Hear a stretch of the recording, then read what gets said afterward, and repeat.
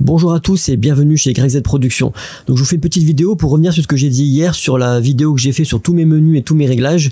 Je vous ai parlé d'un sujet qui n'était pas sur la bonne page. En fait, j'ai confondu deux choses. Je vous ai parlé, il me semble, du focus picking alors que c'était le zebra. Donc j'ai inversé les deux. Donc je vous fais une petite vidéo aujourd'hui juste sur ça. C'est quelqu'un qui m'a laissé un commentaire du coup pour me le faire remarquer. Donc Hybride Passion, merci de me l'avoir fait remarquer, comme ça je peux corriger ça. Donc en fait aujourd'hui du coup on va parler de ça, du zebra et du focus picking. Donc c'est deux choses qui peuvent servir pour faire le focus picking. Du coup c'est pour faire le focus en manuel, pour être sûr que le focus soit bon sur votre sujet.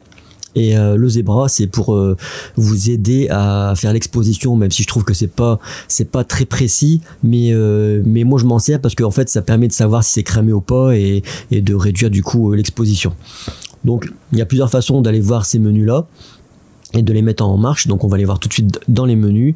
Donc la première façon c'est ici dans le menu exposition, le 6 affichage zebra.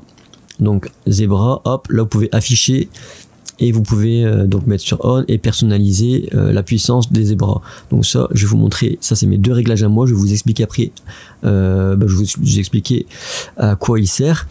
Donc moi je me sers principalement de celui-ci, le C2, pour filmer des scènes de tous les jours, un peu tout et n'importe quoi, des scènes globales.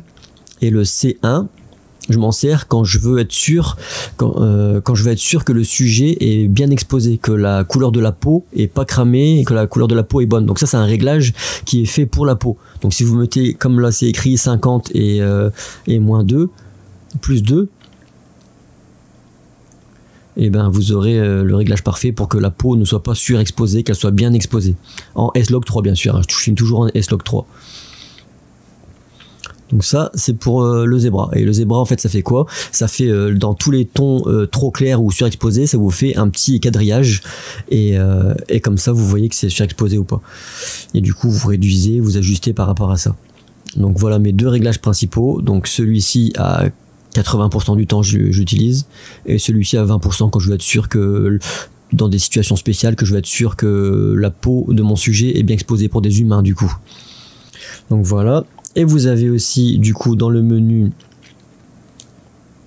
MF le petit 5, hop, ici c'est ce qui concerne le focus picking. Donc le focus picking c'est ce que je vous expliquais que j'utilisais pas trop parce que comme on est en focus manuel sur les Sony qui marche focus automatique sur les Sony qui marche très bien, on peut même faire un suivi avec le doigt en appuyant sur le sujet et tout. Donc en fait ça sert pas à grand chose, sauf si vous voulez faire une photo bien spéciale et que le focus automatique ne marche pas, ou par exemple de la macro photo.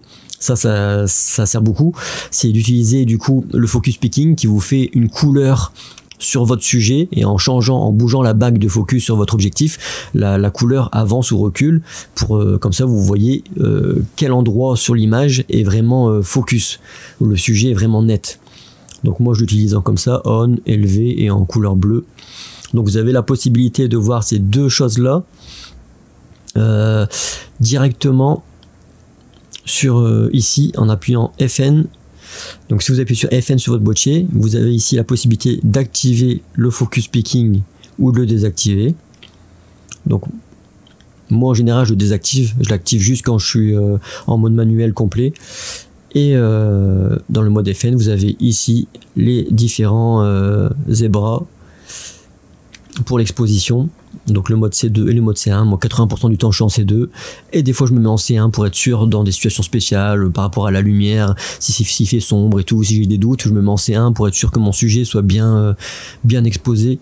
Même si je vous le répète c'est pas ultra précis les zebras, mais ça permet de voir si c'est cramé déjà, donc au moins si c'est cramé vous savez qu'il faut rebaisser quoi. Donc voilà, je me suis rattrapé de ma petite vidéo d'hier où je m'étais trompé. J'espère que ça vous plaît, mettez un petit pouce bleu, abonnez-vous, ça fait plaisir. Et puis à bientôt, c'était Greg de GregZ Productions. Ciao ciao.